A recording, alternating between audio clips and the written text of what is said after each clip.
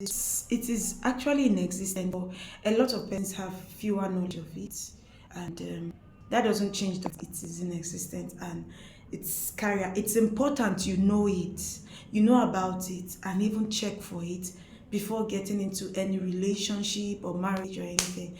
And that is thalassemia. Now we are so very known with oh, sickle cell, but sickle cell is just one, thalassemia is another. So thalassemia is a default, it's a genetic problem just like sickle cell. So I'm going to give you a brief differentiation. It's a genetic problem and it's a very bad one. Just the same way we fear sickle cell, it's supposed to be also checked so that you don't have children who are carriers, because it's a chronic problem and you don't just want that. So sickle cell, let me come from the known to the unknown. Sickle cell is a disease condition that affects the a genetic condition that affects the shape of the red blood cells. So they are in form of a sickle, like C.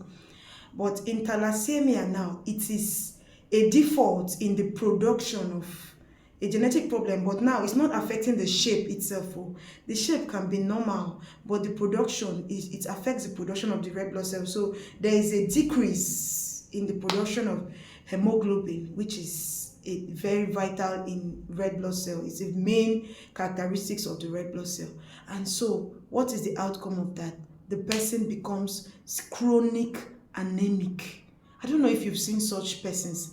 They are looking almost pale. Just the same way you have the sickle cell children are looking pale, the same way thalassemia children are looking pale. Now, what are the things to avoid? Because like I said, it's a genetic trait that can be transferred from parent to child.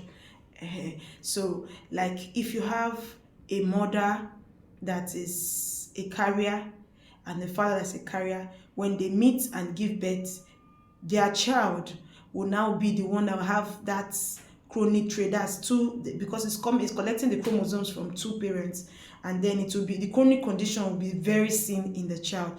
But for carrier, just like we have AS and AS. But now for this thalassemia, you have to be careful that you don't have two carriers getting married together. I don't know why it's not being lauded, but a lot goes with it. A lot, because when I was doing my research about it, I was like, wow, so there's something that serious. Okay, I went somewhere and they were talking about doing such tests, and then I said, wow, thalassemia. I said it's not so common, let me just browse on it. So now for thalassemia, what will be the outcome? In sickle cell, you'll be having crisis, right? Crisis and the rest. But thalassemia, the person will be having chronic anemia, and then it will be having complications from what? Blood transfusion. Because now chronic anemia, they say, okay, let's give him blood, let's give him, we don't know what is taking him, is making this child being pale, because it starts from childhood. It affects them terribly, and very little of them survive it. So then the chronic anemia, they begin to give transfusion, 1 pint, 2 pints, and the rest, and before you know, the child begins to suffer a lot of post-transfusion complications, and you don't really want that. So it's necessary. Are you in a relationship? Yes, you will check for genotype, because we are very common with that, but this thalassemia is also necessary. You also cross-check that.